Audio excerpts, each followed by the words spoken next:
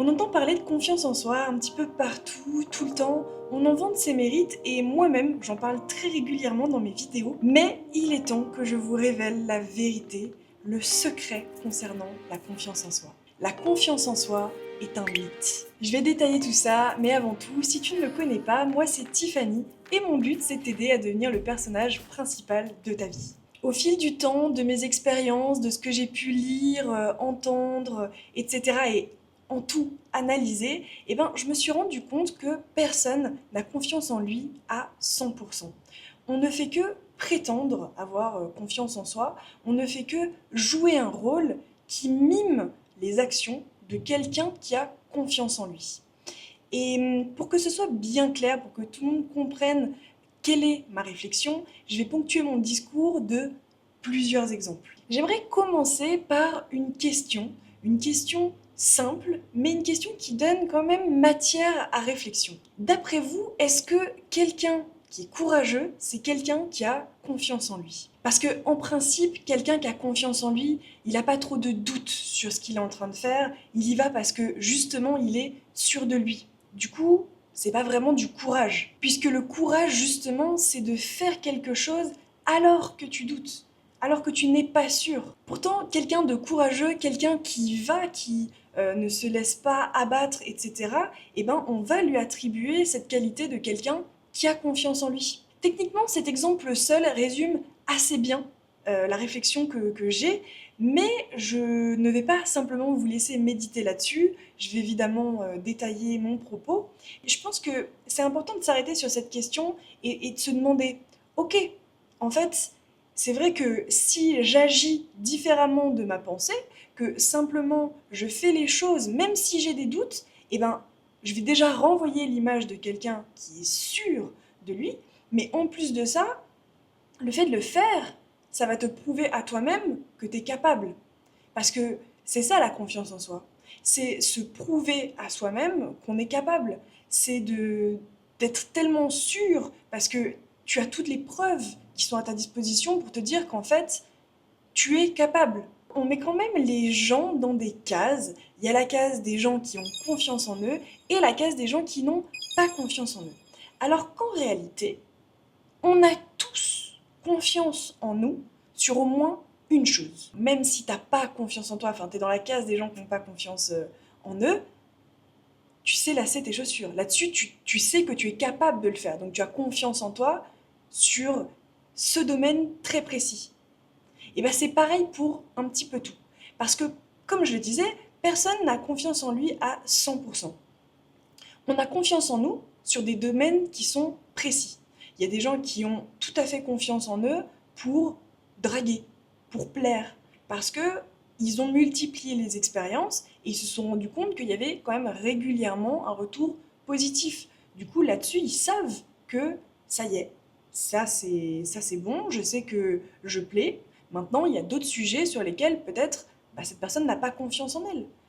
Ou ça peut être un autre exemple. Tu peux avoir très bien confiance en toi pour parler en public, mais par contre, tu vas vraiment ne pas du tout être assuré et vraiment timide s'il faut aller sur la piste de danse. Alors que, à l'inverse, il y a des gens, parler en public, ça va être hyper compliqué, mais danser, ça, il n'y a pas de souci. Donc, dire que quelqu'un a confiance en lui ou n'a pas confiance en lui, en fait, c'est un petit peu faux. Parce qu'on a tous confiance en nous et en même temps tous pas confiance en nous. Maintenant, comme je vous le disais avec l'exemple du courage, on a la possibilité de faire comme si on avait confiance en nous. Il y a une phrase en anglais qui dit fake it until you make it. Il n'y a pas vraiment de traduction en français, mais on pourrait dire en gros, même si c'est pas vrai, fais-le jusqu'à ce que ça le devienne. C'est pas grave si c'est pas vrai tout de suite, tant qu'à la fin, t'as plus besoin de faire semblant. On pourrait dire aussi fais comme si jusqu'à ce que ce soit vrai. Pour vous donner un exemple, si par exemple vous allez à un entretien d'embauche et que au fond de vous vous êtes hyper stressé, vous êtes vraiment pas bien, vous vous sentez fondre de l'intérieur.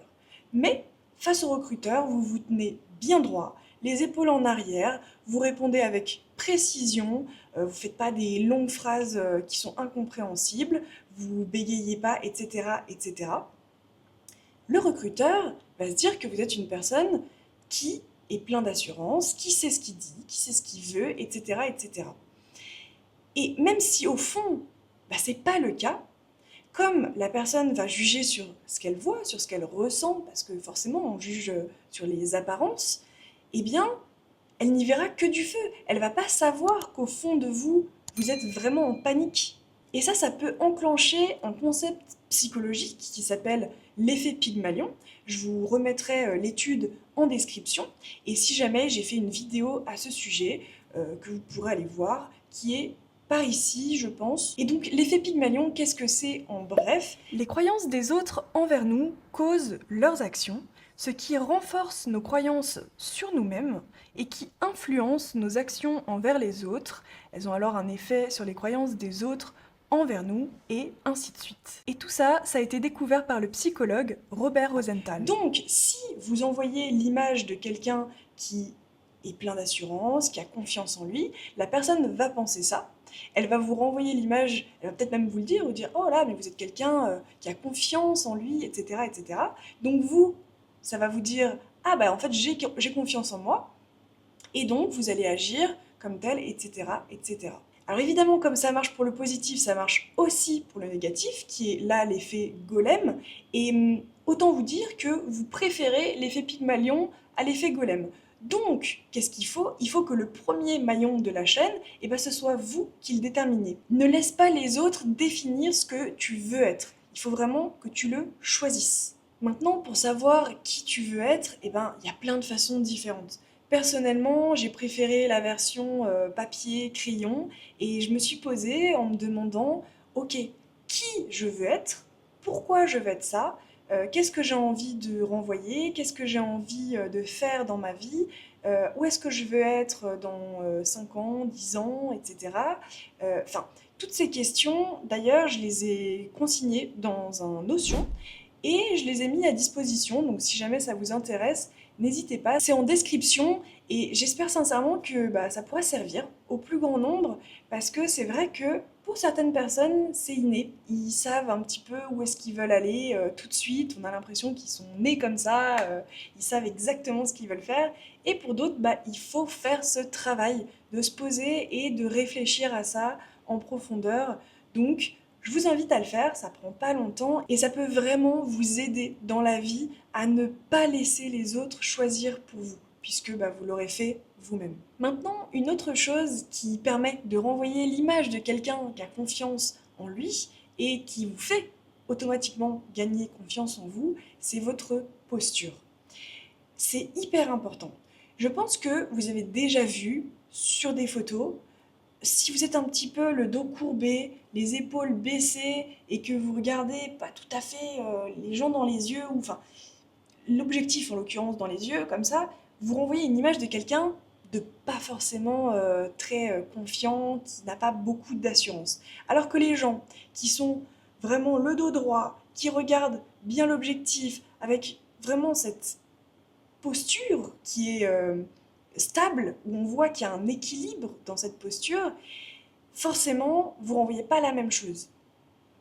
Il y a un autre exemple que je peux vous donner par rapport à ça, c'est les filles qui ont plus confiance en elles quand elles portent des talons. C'est un truc que je comprenais pas avant, mais en fait, quand tu portes des talons, déjà, tu es obligé de faire attention. Donc, forcément, tu fais attention à ta posture.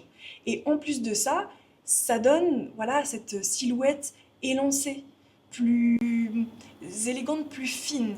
Et c'est vrai que des talons, des fois, ça peut aider à donner confiance en soi, ou alors ça peut faire tout à fait l'inverse si on n'est vraiment pas habitué. Mais en tout cas, il y a cette idée de faire attention, puisque tu peux pas marcher n'importe où.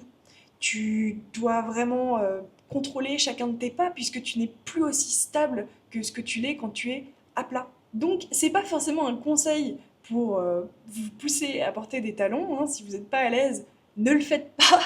Et si vous n'en avez pas envie, ne le faites pas. Mais tout ça pour dire que, là, tu n'es même plus en train de faire semblant d'imiter quelqu'un qui a confiance en lui. Tu fais la chose, tu es en train de faire, tu es en train de marcher d'une façon assuré, tu es en train, tu es ouvert parce que tu as les épaules en arrière, tu as la tête haute, parce que littéralement tu as la tête haute. Enfin bref, tout ça pour dire que vous n'êtes pas en train de faire semblant quand vous le faites. Vous le faites vraiment. Maintenant, pour revenir sur cette idée de faire semblant, eh bien, il faut comprendre que dans ce monde, tout est régi par les actions. Donc, que votre confiance soit authentique ou simulée, eh bien, à partir du moment où vous faites, vous impactez le monde.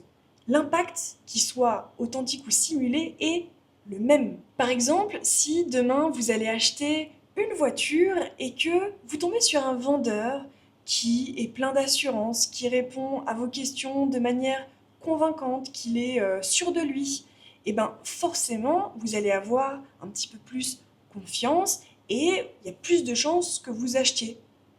Peu importe si à l'intérieur, le gars, il fait juste semblant. Vous ne pouvez pas savoir ce qui se passe à l'intérieur, donc vous vous basez uniquement sur ce que vous voyez, sur ce que vous percevez. Parce que pour la plupart des gens, il est pratiquement impossible de discerner si on est en train de jouer un rôle ou si on est vraiment sûr de nous à 100%. Ce qui importe, c'est vraiment l'image qu'on renvoie, l'image qui est projetée.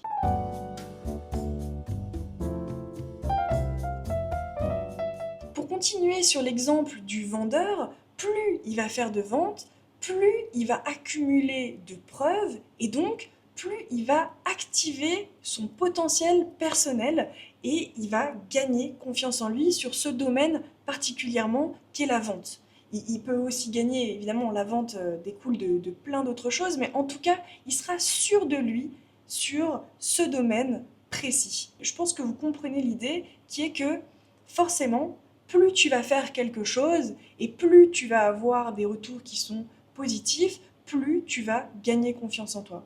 Alors le tout, c'est que, évidemment, si tu as un retour négatif, tu ne te laisses pas abattre dès la première fois. C'est comme Thomas Edison. S'il avait abandonné au bout de 2 tentatives, peut-être qu'on n'aurait pas l'ampoule, puisqu'il lui en a fallu 1001, c'est ce que la légende raconte, pour réussir à créer l'ampoule. Donc n'hésitez pas à sortir de votre zone de confort, à aller chercher les petites opportunités par-ci par-là, parce que c'est ça qui va vous permettre de gagner en confiance en vous, parce que vous allez gagner en compétences, vous allez obtenir des succès forcément à un moment donné, et vous allez finalement avoir une confiance qui est authentique. Elle sera plus simulée, elle sera authentique. Avec tous ces exemples, je pense que vous avez compris que finalement, entre avoir confiance en soi et agir comme si on avait confiance en soi, il n'y a pas vraiment de différence. Puisque tu penses la même chose, tu renvoies la même chose, tu agis de la même manière et le résultat est le même. En résumé, ce qu'il faut comprendre, ce qu'il faut retenir, c'est que même si vous considérez que vous n'avez pas confiance en vous, mais que vous agissez comme si vous avez confiance en vous, vous n'êtes pas simplement en train de faire une imitation superficielle, vous êtes en train d'utiliser un outil qui est surpuissant pour développer et renforcer une confiance qui est authentique. L'idée, c'est vraiment d'influencer positivement ton état d'esprit, c'est d'aller t'enrichir de différentes expériences qui vont finalement te donner réellement confiance en toi. Si tu appliques tout ce qu'on vient de voir de façon consciente à ton quotidien, ta perception interne et externe va évoluer et forcément tu vas grandir, tu vas évoluer et tu auras de plus en plus confiance en toi. Maintenant, si jamais tu as des questions, des choses que tu n'aurais pas comprises ou que tu voudrais éclaircir un point ou deux, n'hésite pas à me poser des questions en commentaire, je serai ravie de t'y répondre. Et sinon, c'est tout pour moi, c'est tout pour aujourd'hui. On se retrouve dimanche pour une nouvelle vidéo. D'ici là, que la force soit avec toi. Bye!